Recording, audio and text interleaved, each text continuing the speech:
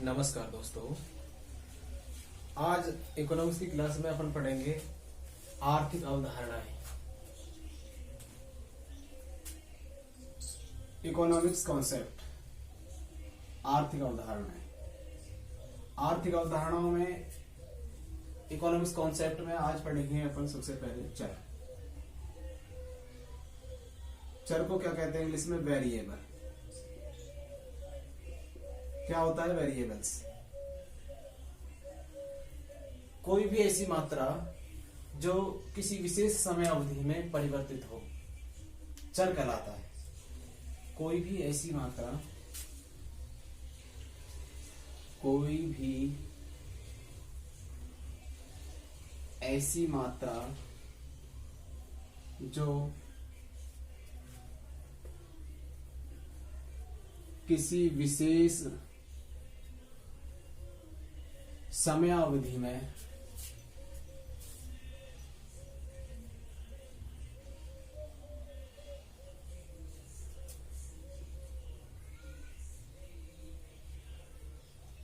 परिवर्तित हो, क्या कहलाता है?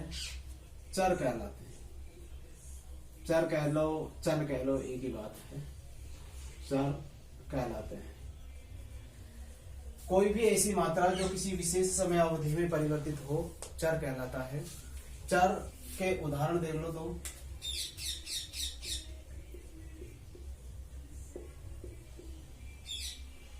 किसी विशेष समय अवधि में परिवर्तित होने वाली मात्रा क्या कहलाती है? चर कहलाती है। विभिन्न वस्तुओं की उत्पादन की मात्राएं,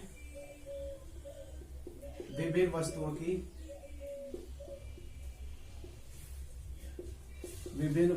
की उत्पादन की मात्रा,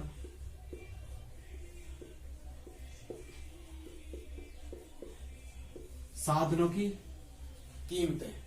सेकंड है साधनों की कीमतें। आधे एग्जाम्पल हो गए।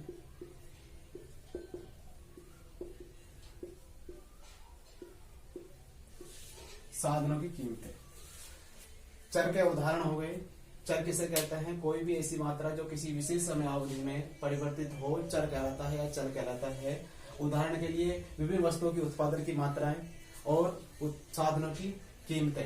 अब इनको कितने भागों में बांटा गया है या कितनी श्रेणी में बांटा गया है, उनके बारे में वर्णन करेंगे। इनको मुख्यतः इन निम्न भागों में बांटा गया है, यानी कि चर को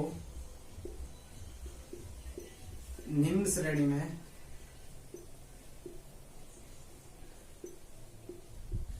बांटा जा सकता है।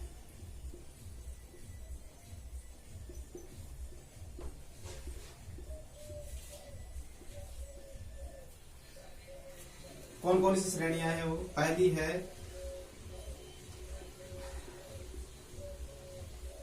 स्वतंत्र व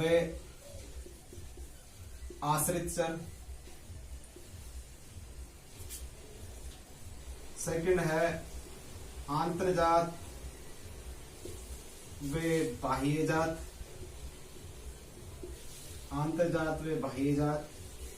और तीसरी है स्टॉक वे प्रवाह। स्टॉक वे प्रवाह। पहले है आश्रित चर।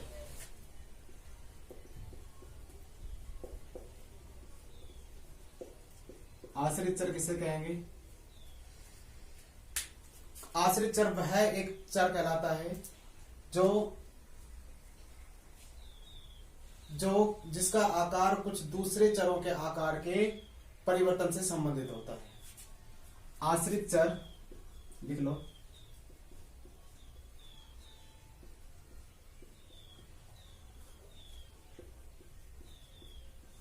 ऐसा चर होता है, आश्रित चर एक ऐसा चर होता है जिसका आकार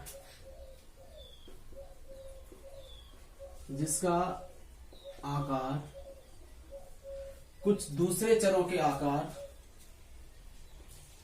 कुछ दूसरे चरों के आकार के परिवर्तन से संबंधित होता है। आकार के परिवर्तन से संबंधित होता है, से संबंधित होता है। क्या कहलाता है? आश्रित चर कहलाता है। आश्रित चर एक ऐसा चर होता है जिसका आकार कुछ दूसरे चरों के आकार में परिवर्तन से संबंधित होता है। यानी कि आश्रित चर का आकार दूसरे चरों के आकार के परिवर्तन से संबंधित होता है। जैसे उदाहरण देख लो, एक उदाहरण के रूप में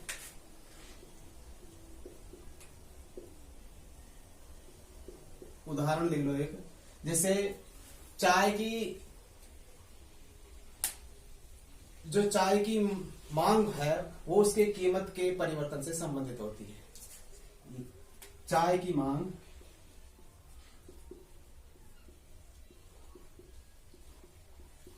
मांग इसकी कीमत के परिवर्तन से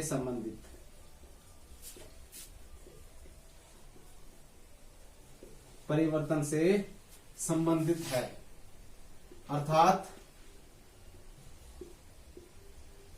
चाय की मांग क्या है? एक आश्रित चर है। चाय की मांग आश्रित चर है। किस पर आश्रित है? कीमत पर आश्रित है। चाय की मांग आश्रित चर है। आश्रित चर किसे कहेंगे? आश्रित चर एक ऐसा चर है जिसका आकार, आश्रित चर का आकार दूसरे चरों के आकार के परिवर्तन से संबंधित है। मतलब जो चाय की मांग है वो किससे संबंधित है? कीमत के परिवर्तन से संबंधित है। अर्थात चाय की मांग किस पर आश्रित है? कीमत पर आश्रित है। चाय की मांग किस पर आश्रित है? कीमत पर आश्रित है। क्या कहलाता है? आश्रित चर कहलाता है। इसी प्रकार स्वतंत्र चर, स्वतंत्र चर किसे कहते हैं? स्वतंत्र चर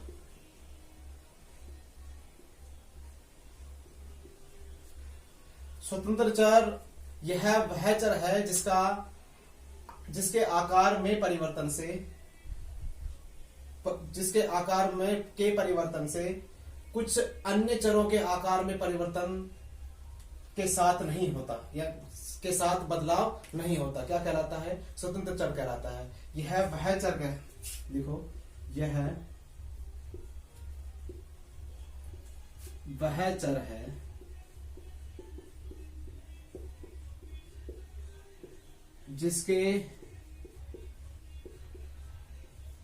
जिसके आकार कुछ अन्य चरों के आकार, जिसके आकार कुछ अन्य चरों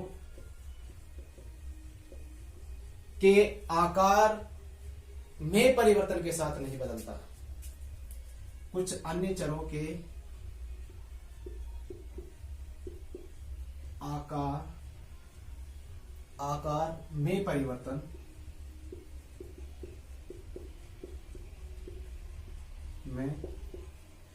परिवर्तनों के साथ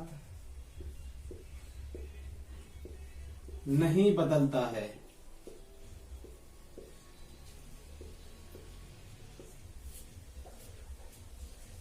आश्रित चर में क्या था? जिसका आकार दूसरे चरों के आकार से परिवर्तित होता था या परिवर्तन से बदलाव होता था।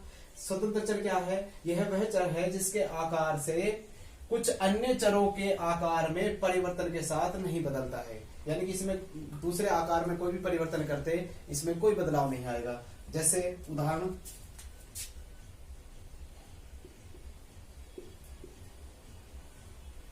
के रूप में लिख लो, चाय की कीमत। चाय की कीमत क्या हो गई? एक स्वतंत्र चर हो गई। स्वतंत्र चर, आश्रित चर। अब स्वतंत्र चर और आश्रित चर के बाद में आएगा आंतरजात और बाह्य जात। अंतर्जात चर। अगला है अंतर्जात चर।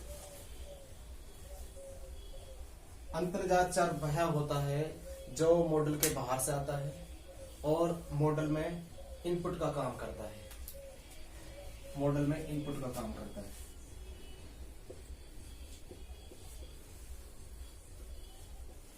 अंतर्जात चर वह होता है जो मॉडल में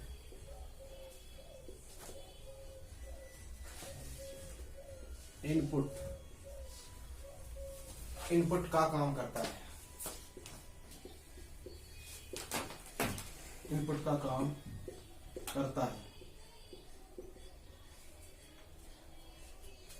अंतर्जात चर वह होता है जो मॉडल में इनपुट का काम करता है। अंतर्जात चर कहलाता है। ये मॉडल में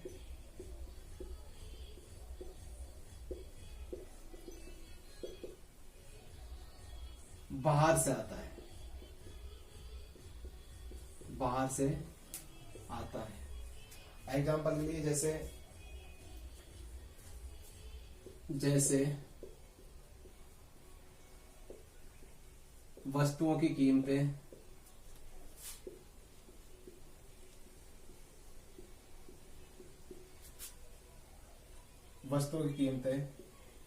मांग,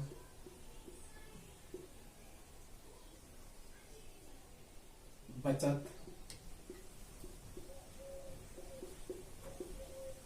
निवेश आदि। बाह्यजात चर। अगला है बाह्यजात चर।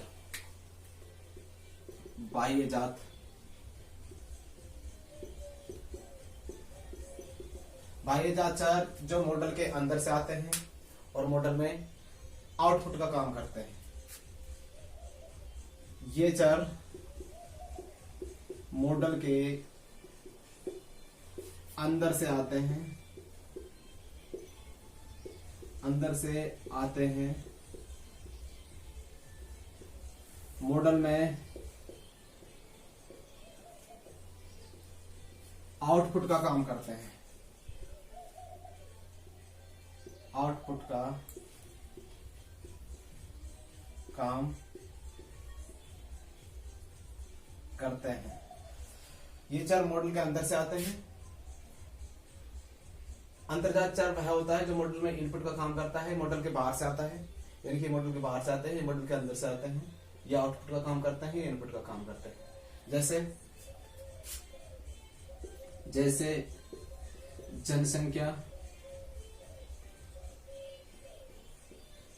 जनसंख्या,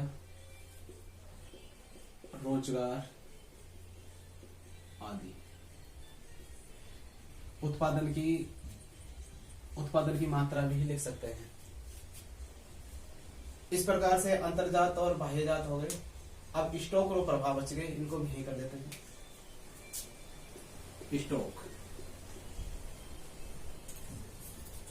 स्टॉक वह होता है जो एक निश्चित समय बिंदु पर मापा जाता है। यानी कि एक निश्चित समय बिंदु पर मापे जाने वाला चर स्टॉक कहलाता है। एक निश्चित समय बिंदु पर मापा जाने वाला चर क्या कहलाता है? स्टॉक कहलाता है।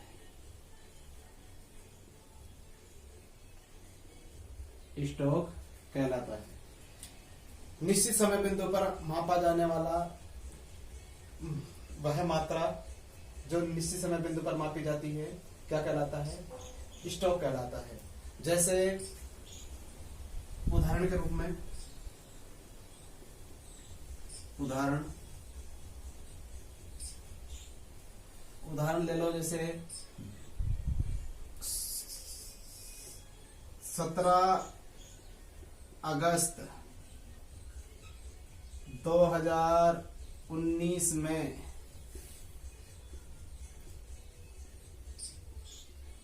कौशल के बैंक खाते में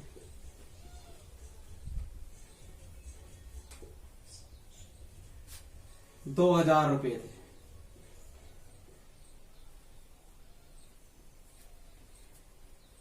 निश्चित समय बिंदु हो गया, निश्चित समय के बारे में बता रहा है कि मात्रा मापी जा रही है, क्या कहलाता है? स्टॉक कहलाता है। स्टॉक के बाद क्या आएगा? प्रवाह। प्रवाह किसे कहते हैं? प्रवाह चर वह चर होता है जो जिसका संबंध निश्चित समय अवधि से होता है। प्रवाह एक निश्चित समय अवधि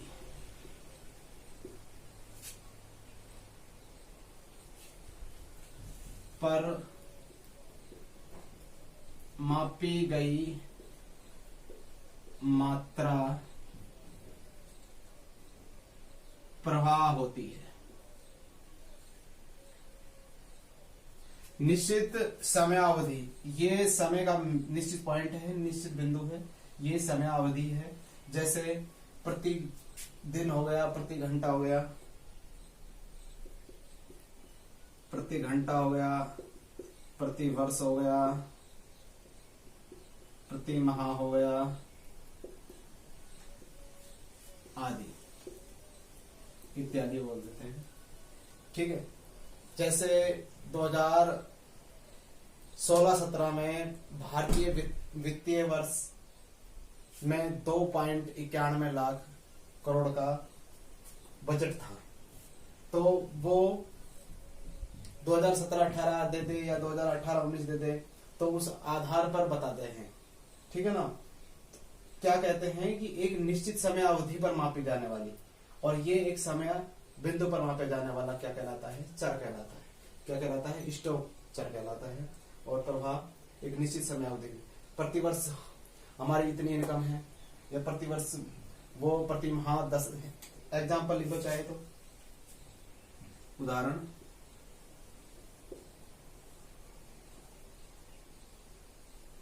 श्याम प्रति माह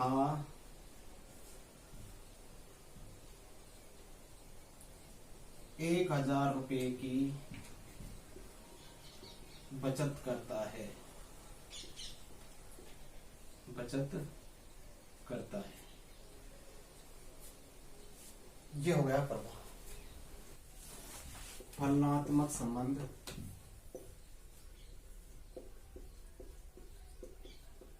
और प्राचल। फलनात्मक संबंध और प्राचल। सबसे पहले फलनात्मक संबंध क्या होता है उसके बारे में पढ़ेंगे। फलनात्मक संबंध,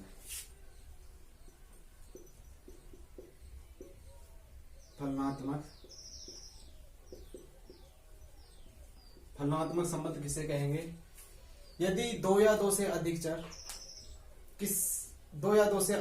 एक ऐसे ढंग से संबंधित हो कि वो एक चर में परिवर्तन करने से दूसरे चर में निरंतर और निश्चित परिवर्तन हो, क्या कहलाता है? फलनात्मक संबंध कहलाता है। लिख लो,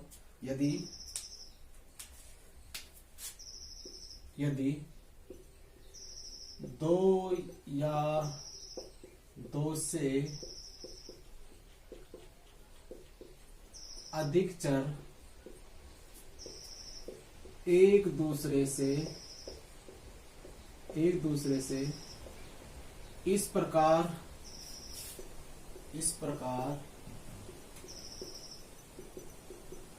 संबंधित हो कि एक चर में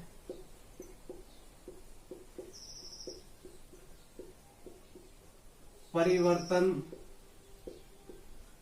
करने से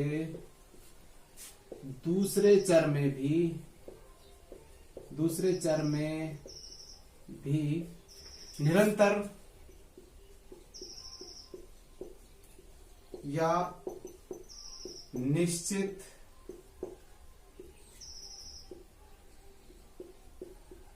निश्चित परिवर्तन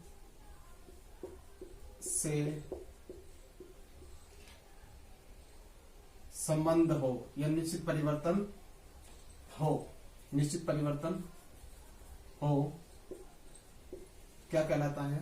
फलनात्मक संबंध कहलाता है। जैसे उदाहरण के लिए D इक्वल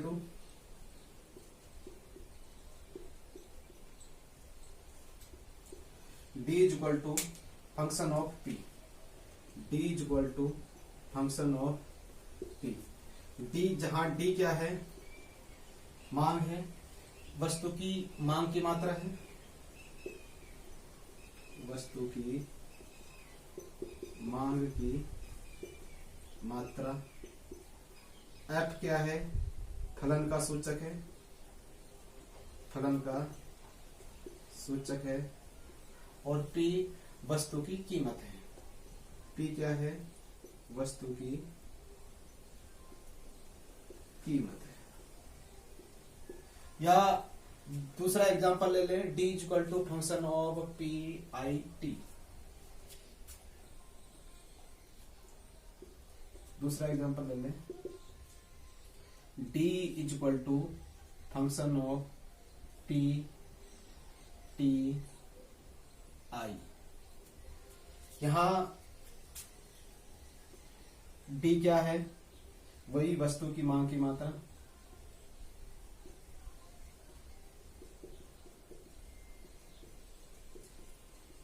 F फलन ही है, P वही है वस्तु की कीमत। T क्या आ जाएगा? T यहां उपभोक्ता की पसंद आ जाएगा और I उपभोक्ता की आय आ जाएगा। T है उपभोक्ता की पसंद और I है उपभोक्ता की आय, उपभोक्ता की आय। फलनात्मक संबंध हो गया चर में। अब बच गया प्राचल। प्राचल या पैरामीटर बोलते हैं इसको। प्राचल, प्राचल किसे कहेंगे? प्राचल या तो दिया हुआ होता है, ऐसे चर जिन्हें दिया हुआ होता है या स्थिर माना जाता है, क्या कहलाता है? प्राचल कहलाता है। ऐसा चर जिसे दिया हुआ या स्थिर माना जाता है, क्या कहलाता है? प्राचल कहलाता है। प्राचल कहलाता है। प्राचल कहलाता है। जैसे उपभोक्ता की आय हो गई, तकनीकी हो गई। जैसे उपभोक्ता की आय हो गई और तकनीकी हो गई।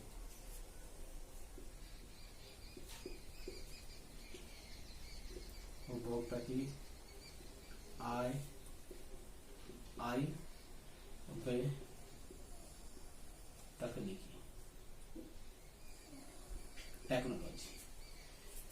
इस प्रकार से आर्थिक अवधारणाओं में अपन ने चर का टॉपिक क्लियर कर लिया है। व्यष्टि समष्टि हमने इससे पहले वाली वीडियो में पढ़ ली है। ठीक है, धन्यवाद।